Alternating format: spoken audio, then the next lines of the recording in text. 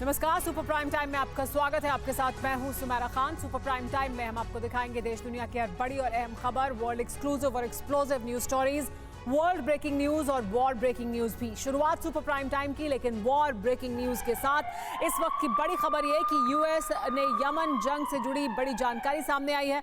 Houthi पर आज रात एक बार फिर हमले हो सकते हैं, जानकारी सामने आ रही है। अमेरिकी सेना ने हमले की तैयारी की है। अमेरिकी एयरक्राफ्ट कैरियर यमन के नजदीक पहुंचा है। लाल सागर में अमेरिका की हलचल और तेज हो गई है, यानी आज रात और ज्यादा हमले किए जा सकते हैं, इसके संकेत मिल रहे हैं। एक बार फिर ऐसे हमले इस वजह से हो सकते हैं क्योंकि यहां पर मूवमेंट देखने को मिला है। अरब से विश्व युद्ध का बिगुल बज चुका है। लाल सागर और साइप्रस से अमेरिका सहित 6 सहयोगी देशों ने यमन में घुसकर हूती के ठिकानों पर एयर स्ट्राइक की है। इसके बाद हूती ने अमेरिका से सीधी जंग का ऐलान कर दिया है। अमेरिका ने लाल सागर में यूएस के एक शिप पर हमले के बाद हूती के खिलाफ एक्शन लिया और अब ये एक्शन गाजा युद्ध को विश्व युद्ध में बदल सकता है। अमेरिका के मित्र देशों ने हूती पर हमला करके महाविनाश की आशंका बढ़ा दी है। देखिए यमन में कैसे अमेरिका ने एयर और मिसाइल ऑपरेशन को अंजाम दिया और अब हूती का अटैक ब्लूप्रिंट क्या है।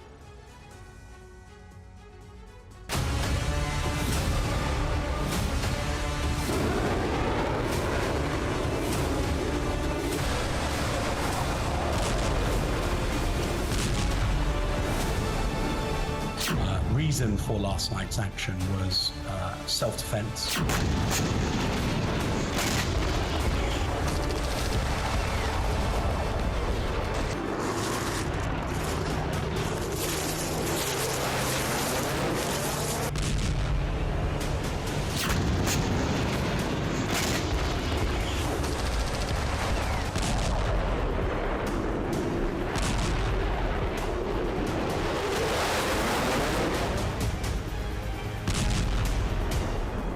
Our country to hell will end up in World War III. 11 जनवरी की रात 1:42 पर लाल सागर में मौजूद यूएसएस आइजनहावर का एयरफोर्स बेड़ा गरजता हुआ उड़ान भरने लगा।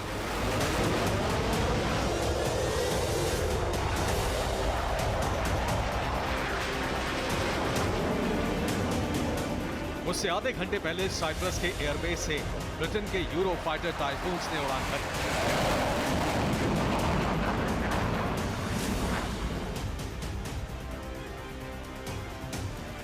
11 जनवरी की रात 2:09 पर यमन के तटीय क्षेत्र में धमाके शुरू हो गए।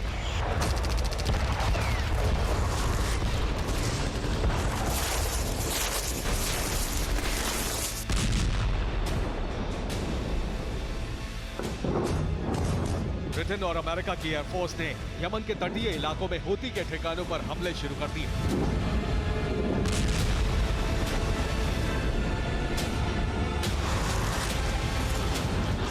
यमन के कई शहरों में एक साथ विस्फोट होने लगे और आग की लपटें उठने लगी।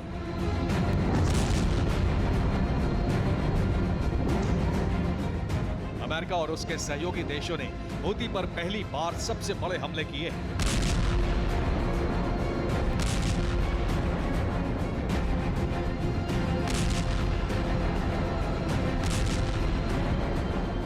यमन के तटीय इलाके से लेकर राजधानी सना तक बारूद बरसाया गया है।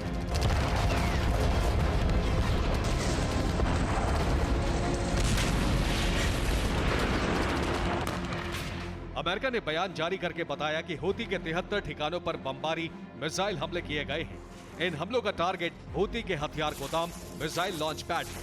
अमेरिका के हमलों में हूती के 5 कमांडर भी मारे गए।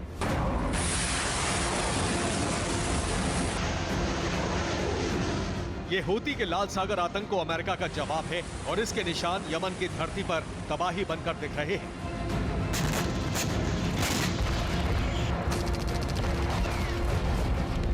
हूती पर हमलों के लिए अमेरिका और उसके 5 सहयोगी देशों ने मिलकर साझा ऑपरेशन चलाया। America, Britain, Australia, Bahrain, Canada और नीदरलैंड्स की सेनाओं ने मिलकर हूती के ठिकानों पर बमबारी की। हूती पर अमेरिका ने F-18 और F-22 से हमले किए। ब्रिटेन ने हूती के ठिकानों पर हमले के लिए यूरो फाइटर टाइफून रवाना किए। अमेरिका के डेस्ट्रॉयर से हेलफायर मिसाइलें दागी गई। इसके साथ ही यूएसएस फ्लोरिडा सबमरीन से हूती के ठिकानों पर हमले किए गए।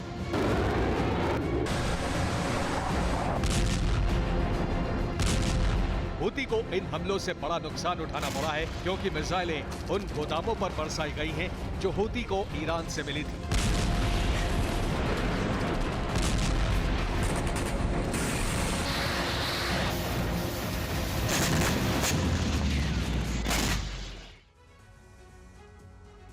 हूती के ठिकानों पर हमला करने के लिए ब्रिटिश रॉयल एयरफोर्स के टाइफून फाइटर जेट ने साइप्रस के अक्रोतीरी एयरबेस से उड़ान भरी। इसके साथ ही लाल सागर में तैनात यूएसएस आइजनहावर से अमेरिकी नेवी के F-18 और F-22 फाइटर जेट उड़े। लाल सागर में तैनात अमेरिकी नेवल बेड़े के डिस्ट्रॉयर ने हेलफायर मिसाइलों से हमला किया और अमेरिका की सबमरीन ने भी हूती के ठिकानों पर मिसाइल हमले किए।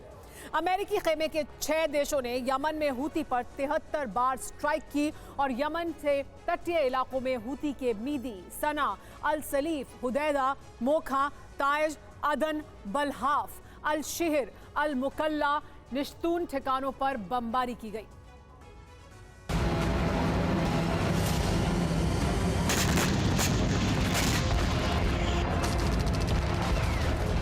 हूती के ठिकानों पर हमलों के बाद अमेरिका ने कहा है कि हूती को संदेश दे दिया गया है कि लाल सागर में उसका आतंक नहीं फैलने दिया जाएगा।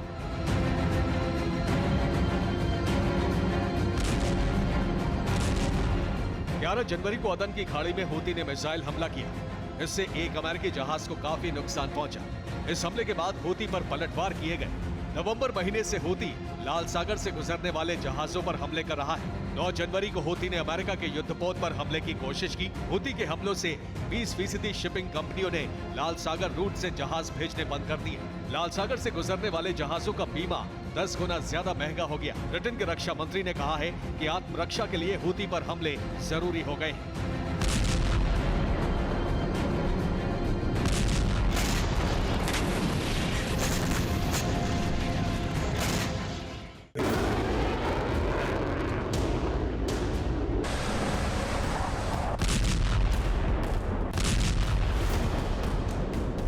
ये गाजा युद्ध का विस्तार है और हूती पर हमलों के बाद ये तय हो चुका है कि अमेरिका के खिलाफ ईरान अब हूती के जरिए बड़ा प्रॉक्सी वॉर छेड़ने वाला है।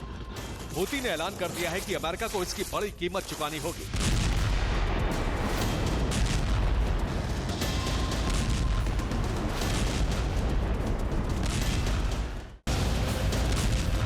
हूती ने दावा यह भी किया है कि अमेरिका का एक F-22 फाइटर जेट नष्ट कर दिया गया है। अमेरिका ने F-22 गिरने के बारे में कोई जानकारी नहीं दी।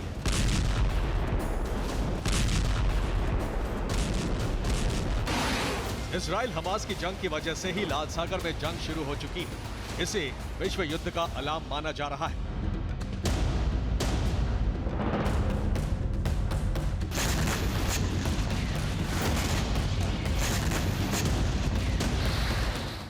Joe Biden is not only dumb and incompetent, I believe that he has gone mad.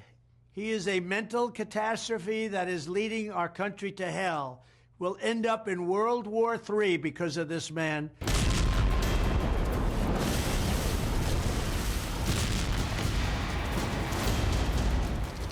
लाल सागर में शुरू हुए इस रक्तपात का डर पहले से था और अब ये हकीकत बन चुका है। हूती ने अमेरिका सहित इजराइल के सहयोगी देशों पर दबाव बनाने के लिए लाल सागर में हमले शुरू किए थे।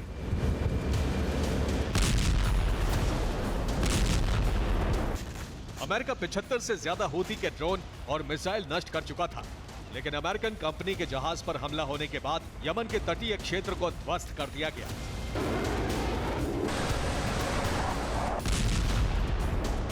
हूती पर 6 देशों ने एक साथ वार किया है और हूती के समर्थक ईरान और रूस इन हमलों के बाद चुप नहीं बैठने वाले। ये तय है कि हूती अमेरिका सहित ब्रिटेन और इजराइल पर बड़े हमले करेगा और इन हमलों का मतलब होगा विश्व युद्ध की शुरुआत। Bureau report, TV9 Bharatvarsh.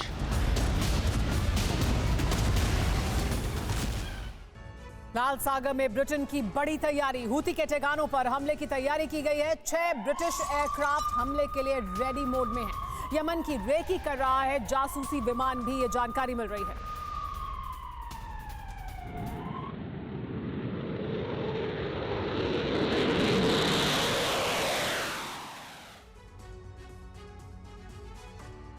तो एक रात में अमेरिका की अगुवाई में 5 देशों की टास्क फोर्स ने ऐसा भीषण हमला किया कि हूती के 73 ठिकाने जल गए।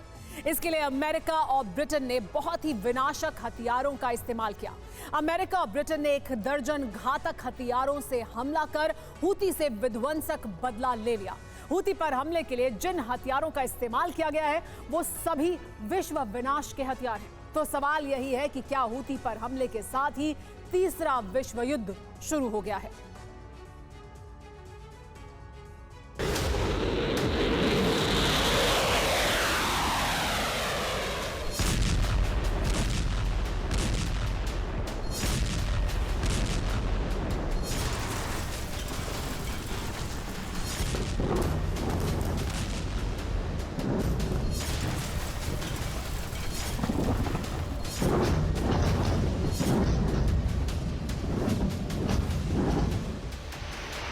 समंदर से अमेरिका और ब्रिटेन के घातक एयरक्राफ्ट उड़े।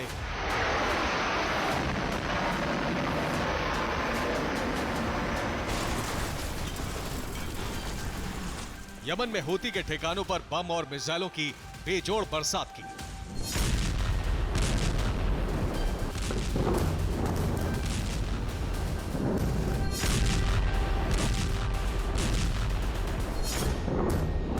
एयर स्ट्राइक के बाद हूती के 73 ठिकाने इस तरह से जलकर खाक हो गए।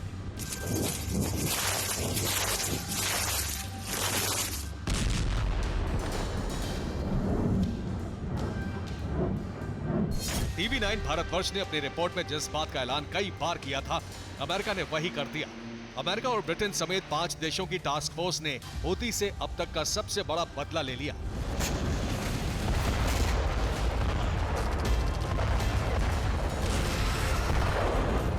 ये आग, ये विस्फोट, ये तबाही इस बात का ऐलान कर रही है कि अमेरिका का प्रतिशोध शुरू हो चुका है।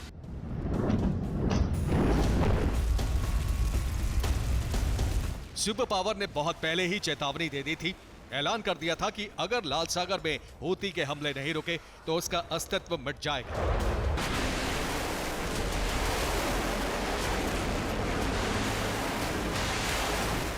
बाइडेन की फाइनल वार्निंग के बाद भी लाल सागर में हूती के हमले नहीं रुके। हूती लगातार बैलिस्टिक मिसाइलें दागता रहा। हूती लाल सागर में उन जहाजों को तबाह कर रहा था जो इजराइल की तरफ जा रहे थे। इससे इजराइल और अमेरिका दोनों तनाव में थे।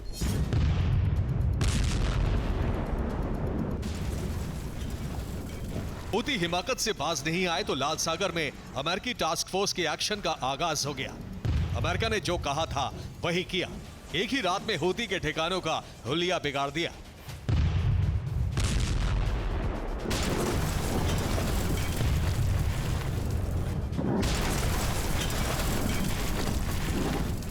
हूती पर यह अब तक का सबसे बड़ा आघात है। हमले के लिए अमेरिका और ब्रिटेन ने एक से बढ़कर एक घातक हथियारों का इस्तेमाल किया।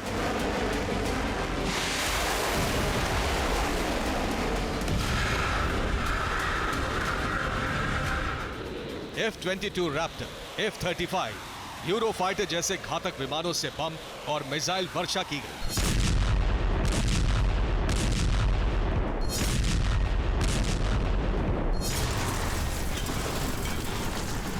इसके बाद वही हुआ जो होना था। हूती इन हमलों को रोक नहीं पाया और इस तरह कुछ ही घंटों में उसकी कमर टूट गई। अमेरिकी टास्क फोर्स का हमला शुरू होते ही ग्रेट वॉर ऑफ अरब की शुरुआत हो गई। यमन से लेकर ईरान तक हाहाकार मच गया। ऐसा इसलिए क्योंकि हाल फिलहाल के सालों में अमेरिका ने किसी भी देश पर इतना बड़ा हमला अब तक नहीं किया है।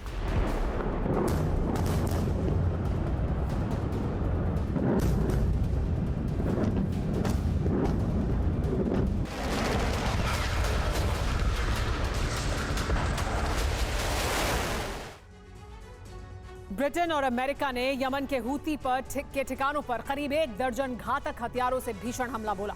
ब्रिटेन ने यूरोफाइटर से प्रहार किया। इस एयरक्राफ्ट की रेंज है 2900 किलोमीटर। ये 2495 किलोमीटर प्रति घंटे की रफ्तार से उड़कर हमला करता है। यूरोफाइटर एयरक्राफ्ट से ब्रिटेन ने पेववे बम बरसाए। ये बहुत ही घातक बम है।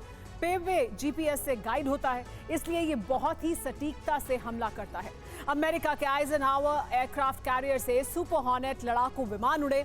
इस फाइटर जेट की रेंज है 3,330 किलोमीटर। इसकी स्पीड है 1,915 किलोमीटर प्रति घंटा। अमेरिका के इस फाइटर जेट ने टॉमहॉक मिसाइलों से हूती पर हमला किया। टॉमहॉक क्रूज मिसाइल है, इसकी रेंज 2,500 किलोमीटर है। अमेरिका ने हमले के लिए F-22 रैप्टर का भी इस्तेमाल किया। यह अमेरिका का बहुत ही विध्वंसक लड़ाकू विमान है। इसकी मारक रेंज है 3,000 किलोमीटर।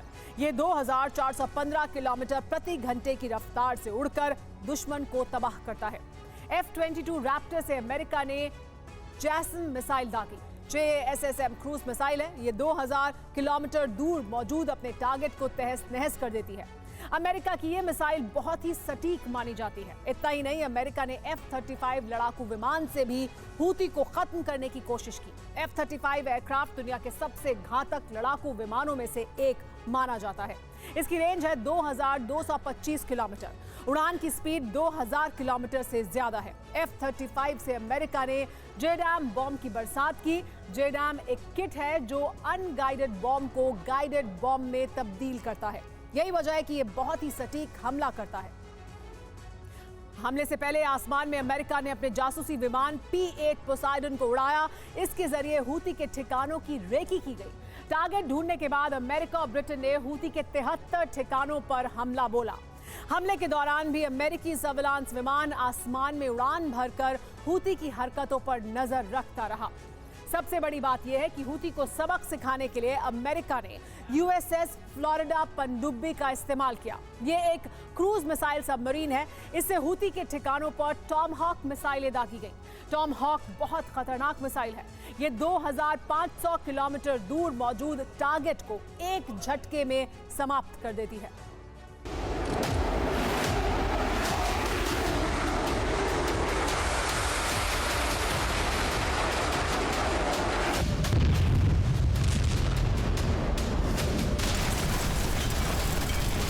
अमेरिका और ब्रिटेन ने जिन घातक हथियारों से हमला किया, उससे यमन में हूती के ठिकानों पर बहुत बड़ा विध्वंस हो गया। हमले में हूती के command centre, production centre, missile गोदाम, missile launch site, military site और डिफेंस सिस्टम, ये सभी तबाह हो गए।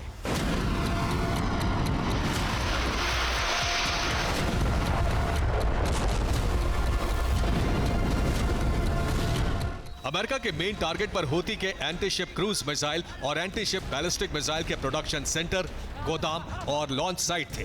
प्रोडक्शन सेंटर में हूती की मिसाइलें बनती थी। गोदाम में इन्हें ही रखा गया था। लॉन्च साइट से लाल सागर से गुजरने वाले जहाजों को टारगेट किया जाता था। यही वजह है कि अमेरिका ने इन सबको तबाह करने वाला ऑपरेशन शुरू कर दिया।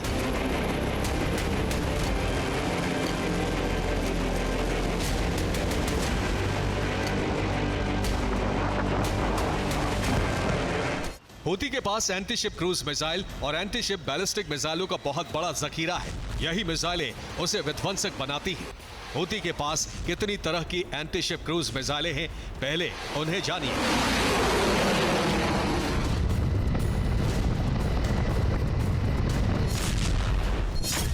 रूबेज, ये सोवियत जमाने की मिसाइल है। इसकी रेंज है 80 किलोमीटर। अल मंदाब 1, ये चीन से मिली मिसाइल है। इसकी रेंज 40 किलोमीटर है। ईरान ने हूती को अल मंदाब 2 मिसाइल दे रखी है। इसकी रेंज है 300 किलोमीटर। हूती के पास ईरान की सैयद मिसाइल भी है। ये 800 किलोमीटर दूर तक हमला करने में सक्षम है। ईरान के कुछ Z0 भी 800 किलोमीटर दूर टारगेट को तबाह कर सकती है। सेजिल, इस मिसाइल को भी ईरान ने दिया है। इसकी मारक रेंज है 180 किलोमीटर।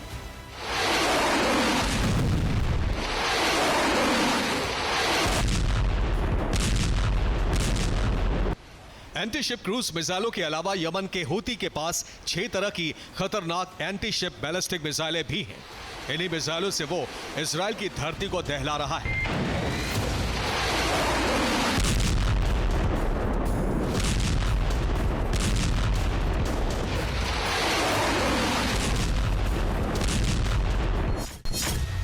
मोइत, सोवियत जमाने की एंटी शिप बैलिस्टिक मिसाइल है। इसकी रेंज के बारे में पता नहीं।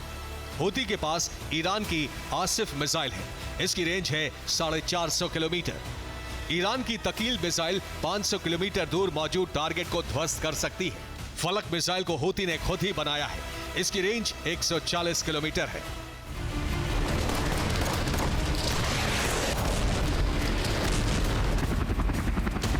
मिसाइलों का यही वो जखीरा है जिसके दम पर हूती अमेरिकी जहाजों और अमेरिकी बेस पर हमले कर रहे हैं।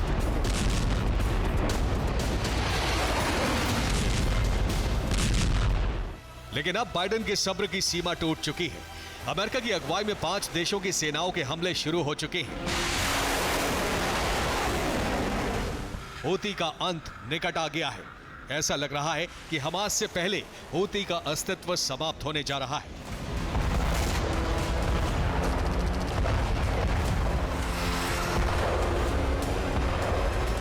Bureau report, TV9 Bharatvarsh.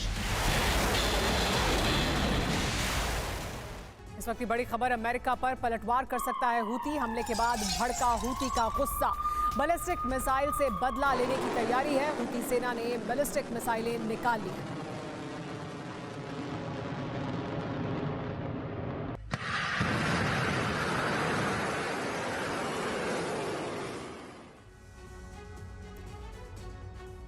ना हथियारों की कमी है, ना लड़ाकों की और ना ही मददगारों की। हूती हमास से बहुत ज्यादा ताकतवर नजर आता है और यही वजह है कि गुरुवार के अमेरिका के यमन में हमले को एक महायुद्ध का ट्रेलर माना जा रहा है। यूक्रेन युद्ध के बाद से अब तक अमेरिका कभी भी युद्ध में सीधे तौर पर शामिल नहीं हुआ था, लेकिन हूती के खिलाफ अमेरिका और ब्रिटेन के सब्र का बांध टूटा है और माना जा रहा है कि शक्तिशाली देशों के गुस्से के सैलाब में नेटो के कई दुश्मनों को सबक सिखाया जा सकता है।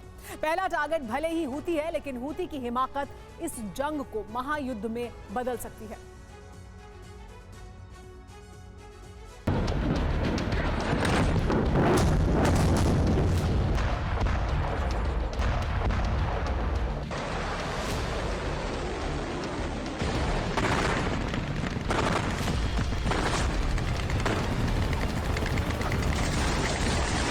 फरवरी 2022 से ही ऐसे ही किसी हमले की आशंका में थी दुनिया।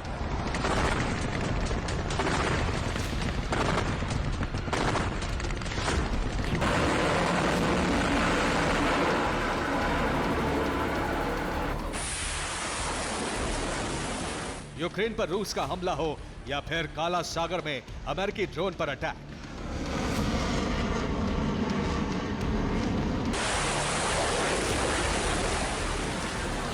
23 महीनों में ऐसे कई मौके आए जब लगा कि अमेरिका के फाइटर जेट्स ऐसे ही उड़ान भरेंगे और दुनिया का एक कोना यमन की तरह ही दहल उठेगा।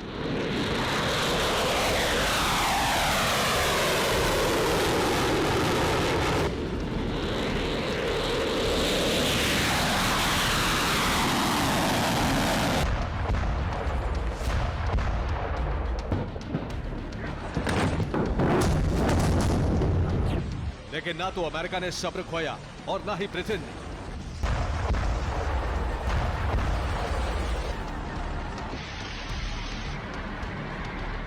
लेकिन गुरुवार की रात आखिरकार दुनिया ने देख ही लिया कि अगर मौजूदा वक्त में अमेरिका और नेटो देश किसी दुश्मन की तबाही की कहानी लिखने की ठान लेते हैं तो क्या होता है।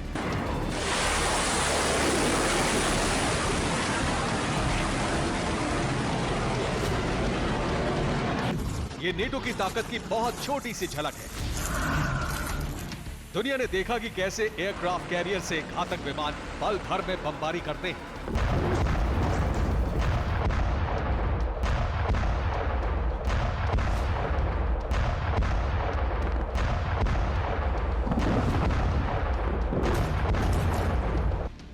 पानी के भीतर मौजूद पनडुब्बी कैसे बहुत दूर रहकर ही तबाही मचा देती है।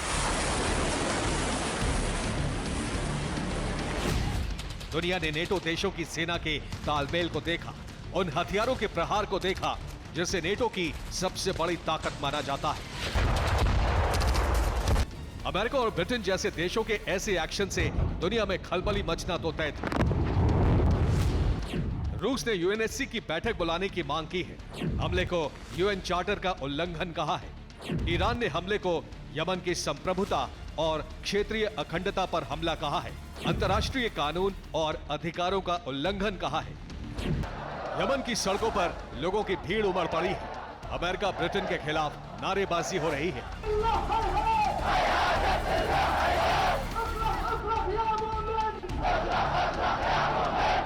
यमन में इस भीड़ से हूती की शक्तियों का अंदाजा होता है। अमेरिका जिसे सिर्फ एक आतंकी संगठन कहता है, उसकी ताकत का अंदाजा कुछ दिन पहले इस भीड़ ने भी कराया था।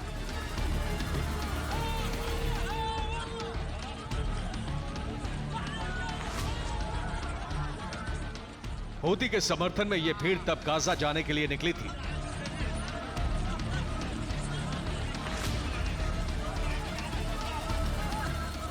हूती की ताकत और हूती के मददगारों के लिस्ट से गुरुवार रात को हुए इन धमाकों को अरब युद्ध की शुरुआत माना जा रहा है।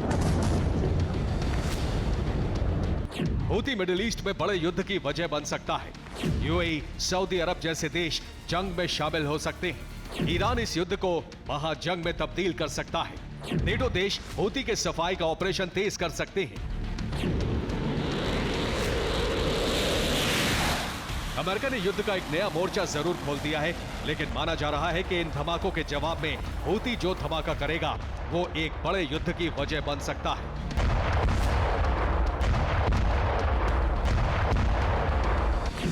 हूती ने अमेरिका और ब्रिटेन को अंजाम भुगतने की धमकी दी है। नेटो के विमानों को एयर स्पेस देने वालों को धमकी दी है। नेटो के विमान सऊदी अरब के रास्ते यमन में दाखिल हुए। हूती के टारगेट पर सऊदी अरब नंबर 1 पर रह सकता है। रिपोर्ट के मुताबिक हूती के बदले का एक्शन शुरू भी हो गया है। इराक में अमेरिकी दूतावास को टारगेट करने की कोशिश हुई है। सीरिया में भी अमेरिकी ठिकानों पर हमला किया जा सकता है।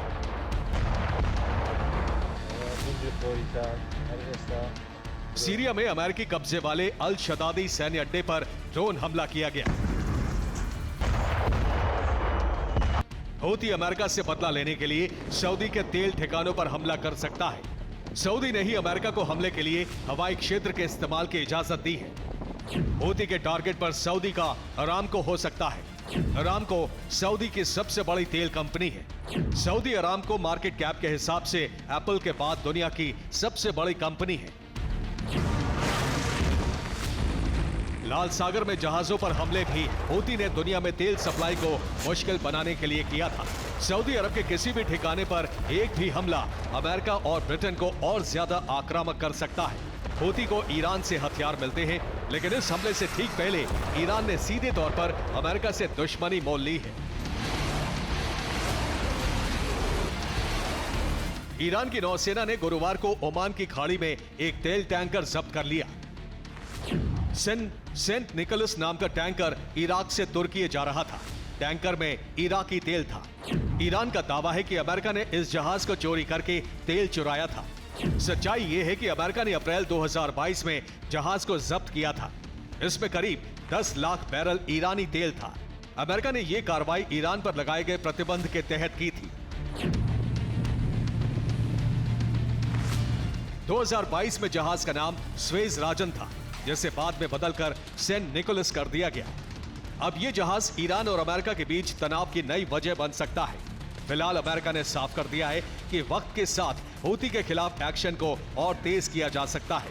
हूती के पास हथियारों की ताकत के साथ ही रूस और ईरान जैसे देशों का समर्थन है। ऐसे में गुरुवार की रात से शुरू हुआ यमन में संग्राम का दायरा बहुत बड़ा हो सकता है।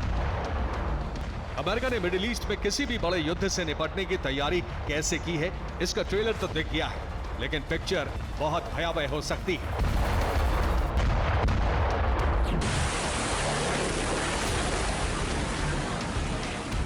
माना जा रहा है कि बाइडेन अब अपनी छवि को भी बदलने की कोशिश में है, ताकि यूक्रेन वॉर से हो रही नेटो की किरकिरी से भी दुनिया को डाइवर्ट किया जा सके। Bureau report, TV9 Bharat.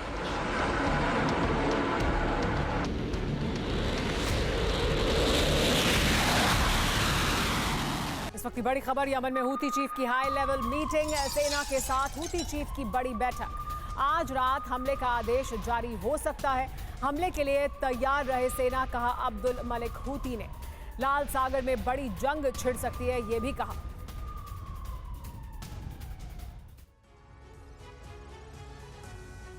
Ukraine से लेकर अरब तक जंग के कई मैदान तैयार हो चुके हैं, जिसने दुनिया में परमाणु सायरन बजा दिया है। जंग के बीच विश्वव्यापी परमाणु विनाश का खतरा मंडरा रहा है। दरअसल रूस ने यूरोप में न्यूक्लियर तबाही की चेतावनी दी है, जिसके बाद अमेरिका ने अपनी परमाणु नीति में बड़े बदलाव कर दिए हैं। अमेरिका जहां अपने परमाणु जखीरे को अपग्रेड कर रहा है, वहीं अपने न्यूक्लियर ट्रायड को और ताकतवर बना रहा है। दुनिया को डर है कि अमेरिका की तैयारियां विश्व में परमाणु जंग छेड़ सकती हैं।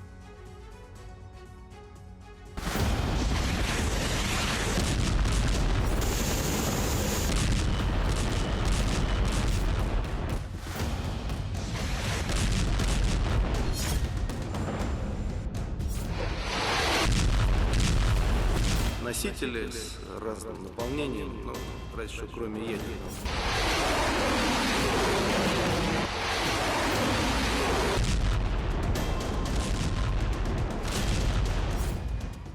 महज 48 घंटे पहले रूस के राष्ट्रपति चिकोत्का पहुंचे थे, जो अमेरिका के अलास्का से महज 80 किलोमीटर की दूरी पर मौजूद है।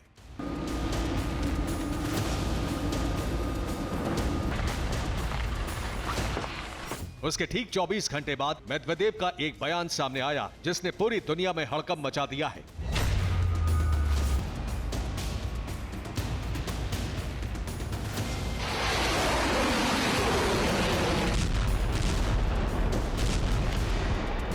पेंटागन से लेकर पूरे यूरोप में एटमी सायरन बज उठे हैं, जिसके बाद दुनिया पर वक्त बेवक्त होने वाली एटमी तबाही का संकट मंडराने लगा है।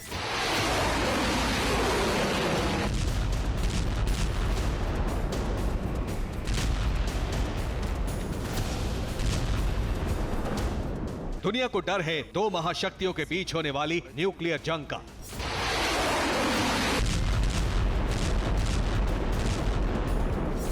आखिर विश्वव्यापी परमाणु डर की वजह क्या है?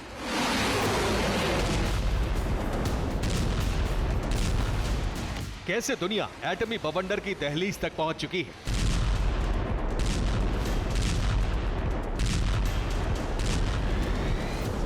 वो बताएंगे, मगर उससे पहले पुतिन के करीबी दिमित्री मेदवेदेव का सबसे ताजा बयान सुन लीजिए, जो परमाणु विध्वंस के खतरे से सना है।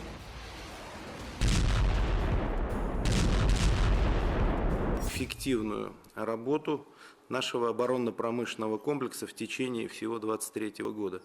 Причем использовались, как известно, разные носители с разным наполнением, ну, разве что кроме ядерного. सुना आपने, दिमित्री मेदवेदेव साफ और सीधे लफ्जों में कह रहे हैं, यूक्रेन पर सिर्फ परमाणु हथियारों का इस्तेमाल बाकी है।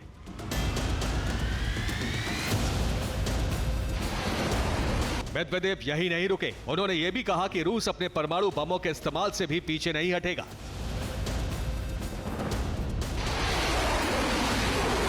मेदवेदेव ने वो 4 वजह भी बताई जो यूक्रेन ही नहीं यूरोप तक में परमाणु विध्वंस ला सकती है। वजह नंबर 1, अगर यूक्रेन पश्चिमी हथियारों से रूस पर हमला करता है। वजह नंबर 2, रूस पर हमलों के लिए लंबी दूरी की मिसाइलों का इस्तेमाल किया गया। वजह नंबर 3, यूक्रेन ने रूस की परमाणु मिसाइल लॉन्च साइट पर अटैक किया।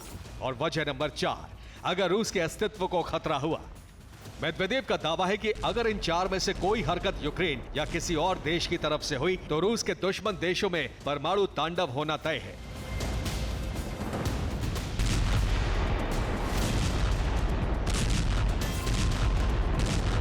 परमाणु विध्वंस की धमकी देते वक्त मेदवेदेव कितने ज्यादा गंभीर थे, इसका अंदाजा पैराग्राफ 19 के जिक्र से लगाया जा सकता है, जो रूस को दुश्मन पर परमाणु हमले की आजादी देता है।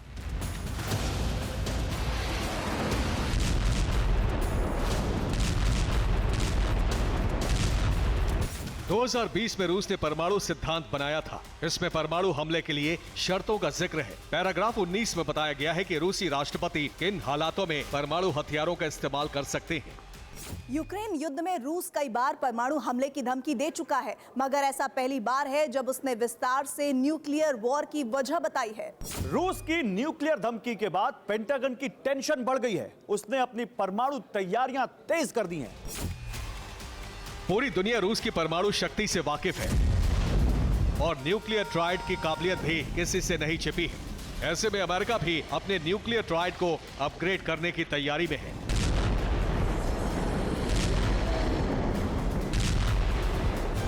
खुद को परमाणु स्तर पर और ताकतवर बनाने के लिए बाइडेन प्रशासन ने बड़ा फैसला लिया है। अमेरिका अपनी ICBM मिनटमैन 3 मिसाइलों को बहुत जल्द बदलने वाला है।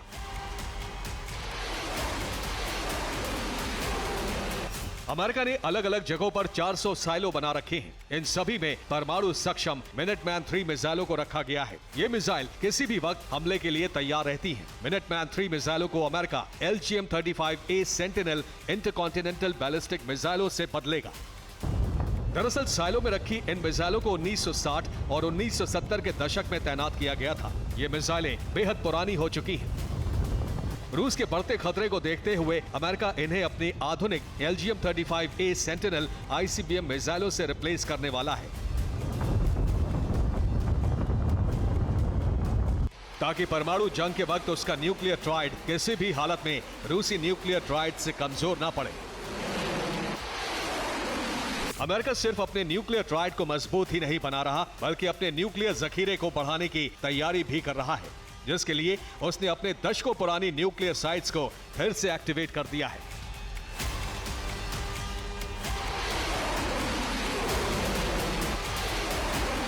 ये अमेरिका के दक्षिण कैरोलिना में मौजूद वो न्यूक्लियर साइट है जिसे अमेरिका ने साल 1950 में शुरू किया था और 1991 में सोवियत संघ के विघटन के बाद बंद कर दिया था। दावा है कि अमेरिका इस न्यूक्लियर साइट को फिर से शुरू करने जा रहा है।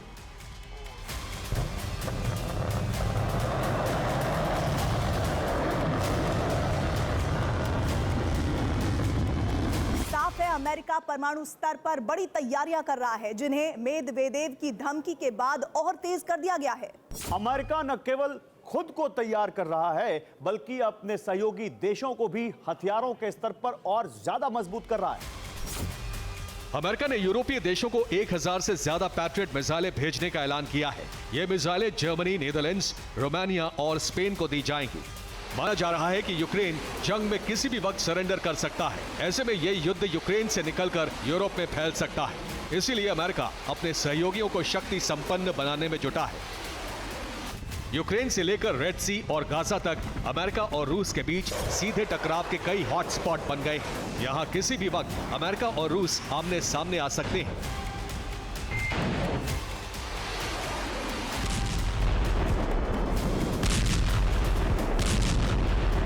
इसीलिए दुनिया की दोनों सुपर पावर्स ने अपने एटमी जखीरे को अपग्रेड करके रेड मोड पर डालना शुरू कर दिया है।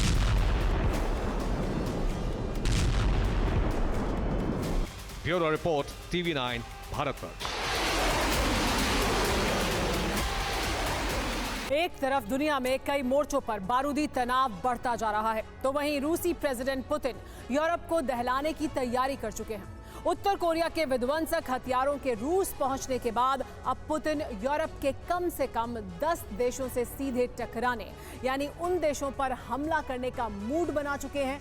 ये वो देश हैं जो ज़ेलेंस्की को मदद कर रहे हैं और रूस की घेराबंदी करते जा रहे हैं। तो क्या यूक्रेन के हमदर्द यूरोपीय देशों पर पुतिन एटमी ग्रहण लगाने जा रहे हैं?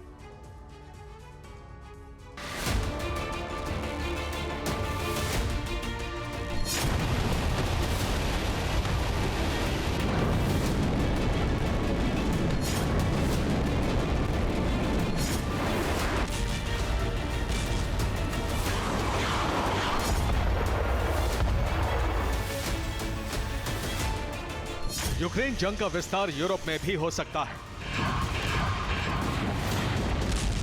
एक तरफ पुतिन के दोस्त किम के परमाणु हथियार रूस पहुंचकर यूक्रेन में तबाही बरसा रहे हैं।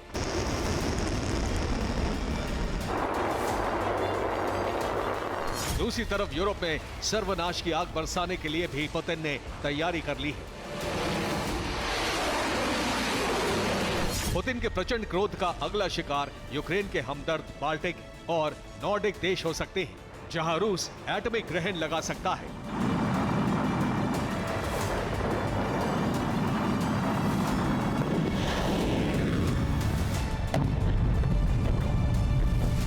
ज़ेलेंस्की के बाल्टिक देशों के दौरे और बाल्टिक देशों की तरफ से यूक्रेन को सैन्य मदद देने के ऐलान से पुतिन बेहद आक्रोश में है।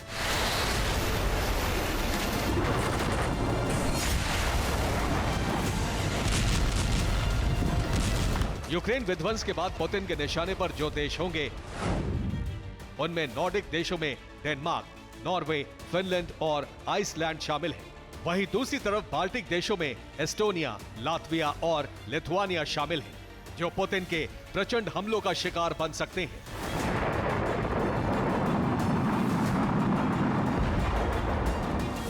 बाल्टिक देश नेटो से भी रूस के खिलाफ खुली जंग में उतरने की अपील कर रहे हैं। रूस के बॉर्डर से सटे एस्टोनिया ने खुलकर यूक्रेन का साथ देने का ऐलान किया है और साथ ही उसने नेटो से यूक्रेन को और हथियार देने की अपील की है। रिपोर्ट्स के मुताबिक पुतिन का गुस्सा इस वजह से भी बढ़ता जा रहा है क्योंकि नेटो देशों की सेनाओं का जमावड़ा रूस के बॉर्डर पर पड़ रहा है।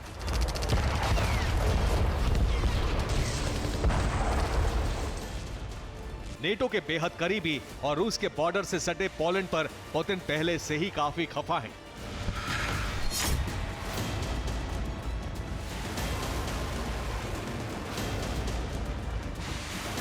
रूस की कई मिसाइलों और ड्रोन के पोलैंड की सीमा के अंदर गिरने से पोलैंड और रूस का तनाव 100 डिग्री सेल्सियस पर पहुंच चुका है। वहीं रोमानिया और स्वीडन की सेना का जमावड़ा भी रूस के बॉर्डर पर बढ़ता जा रहा है, जो रूस के लिए खतरे की घंटी है।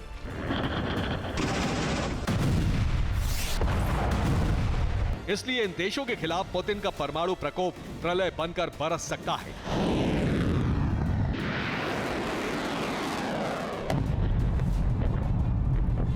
सीक्रेट एजेंसियों की रिपोर्ट के मुताबिक माना जा रहा है कि Poland, Romania, Sweden, Finland, Norway, Lithuania, Latvia और एस्टोनिया पर रूस हमला कर सकता है।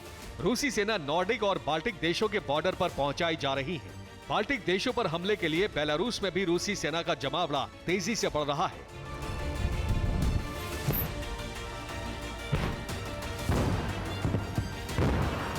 उधर पुतिन ने नॉर्दर्न फ्लीट में नया युद्धपोत भी तैनात कर दिया है।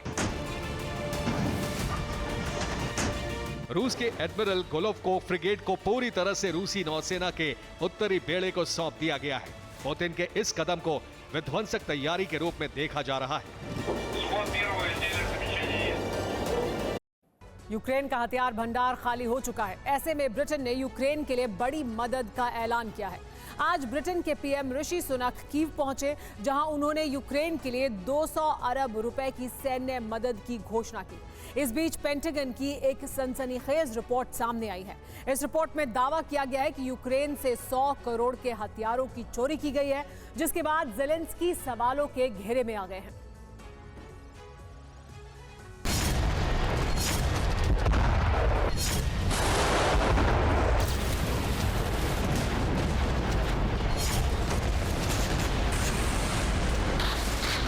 दो 2024 शुरू होने के बाद से ही रूस यूक्रेन में बारूदी कोहराम मचा रहा है।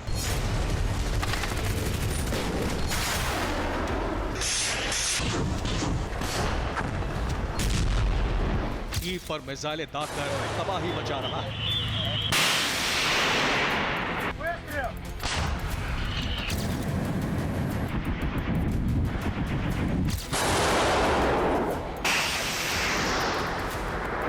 मगर ज़ेलेंस्की और उनकी सेना न रूसी मिसाइलों को तबाही मचाने से रोक पा रही है और न ही आगे बढ़ते रूसी सैनिकों के कदम थामने में कामयाब हो रही है। ज़ेलेंस्की और उनकी ब्रिगेड लाचार है और इस लाचारगी की वजह है यूक्रेन के खत्म हो रहे हथियार। यूक्रेन के पास न तो अपने शहरों को बचाने के लिए मिसाइलें बची हैं और न ही लड़ने के लिए हथियार। पश्चिम से मिले हथियारों का स्टॉक लगभग खत्म होने के कगार पर है।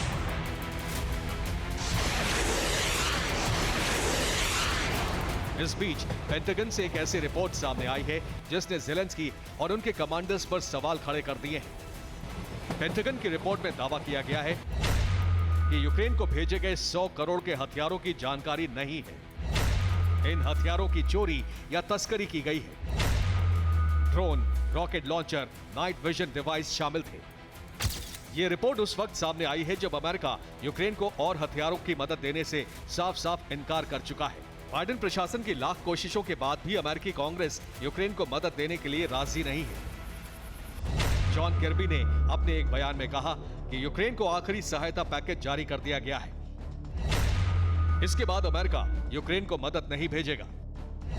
हालांकि अभी यूक्रेन को हथियारों की आवश्यकता है, खासकर सर्दियों के महीने में।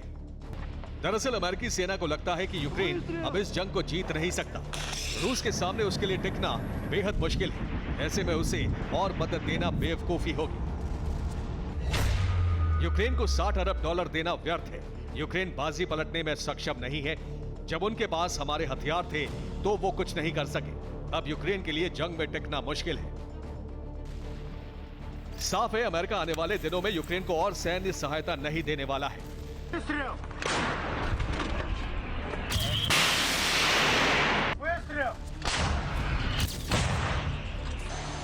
एक तरफ सहयोगियों का साथ छूट रहा है, दूसरी तरफ रूस की सेना जंग में आक्रामक होती जा रही है। रूस के सैनिकों ने यूक्रेन पर हमले तेज कर दिए हैं। रूस यूक्रेन के खिलाफ बेहद खास अनगाइडेड बमों का इस्तेमाल कर रहे हैं, जो यूक्रेनी सेना में भीषण तबाही मचा रहे हैं, जिनके सामने टिकना यूक्रेनी जवानों के लिए मुश्किल हो रहा है।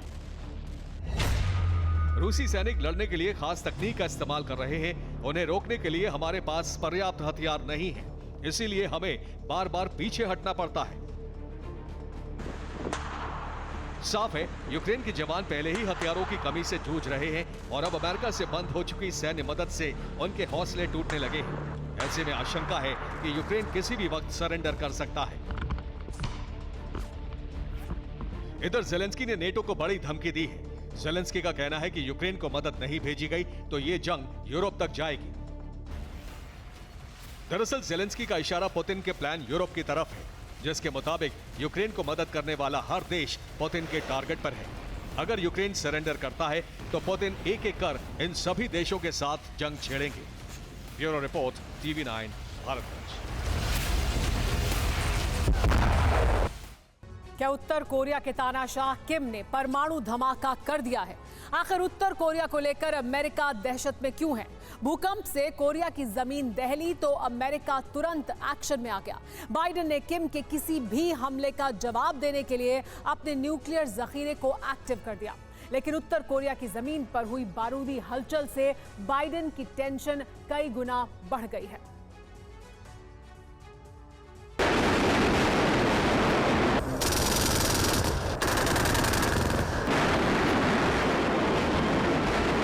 उत्तर कोरिया का तानाशाह किम जोंग अपने दुश्मन नंबर 1 को लगातार दहला रहा है।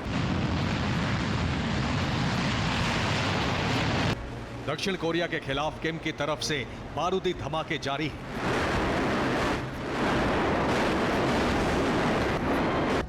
दक्षिण कोरिया के खिलाफ किम की बारूदी मुहिम के बीच उत्तर कोरिया में गुरुवार को वहां की जमीन जलजले से हिल गई। मीडिया रिपोर्ट्स के मुताबिक उत्तर कोरिया में भूकंप के झटके बहुत तेज नहीं थे।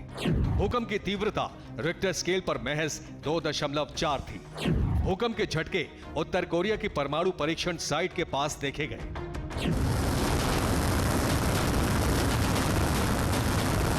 उत्तर कोरिया की जमीन एक बार फिर हिलने और धमाकों के देखे जाने के बाद ये सवाल उठने लगे हैं, क्या उत्तर कोरिया में ये भूकंप एटमी ब्लास्ट से आ रहे हैं? उत्तर कोरिया में पहले भी इसी तरह के भूकंप आ चुके हैं और उसके बाद दावे किए गए कि किम ने अपनी न्यूक्लियर साइट्स पर परमाणु मिसाइलों का टेस्ट किया था।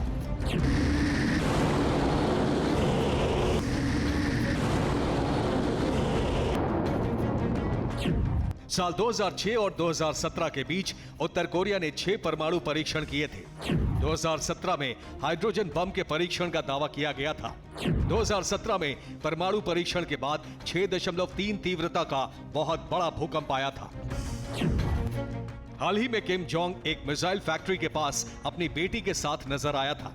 दावा है कि किम जोंग ने मिसाइल प्रोडक्शन बढ़ाने के भी निर्देश दिए हैं। रिपोर्ट्स के मुताबिक तमाम प्रतिबंधों के बावजूद किम का एटमी अभियान जारी है। इसके पीछे अमेरिका और दक्षिण कोरिया को एक साथ दहलाने की चाल भी है। पुतिन और जिनपिंग अमेरिका को अरब फ्रंट के साथ साथ कोरियाई प्रायद्वीप में उठने वाले बवंडर के बीच भी फंसाए रखना चाहते हैं। अमेरिका भी उत्तर कोरिया की तरफ से होने वाले किसी भी विध्वंसक हमले का जवाब देने के लिए अलर्ट हो चुका है और बारूदी तैयारी भी कर रहा है।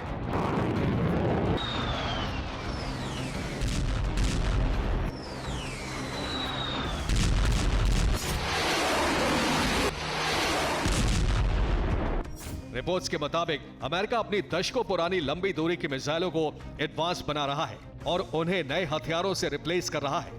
अमेरिका LGM-30 मिनटमैन ICBM को LGM-35A सेंटिनल से बदल रहा है।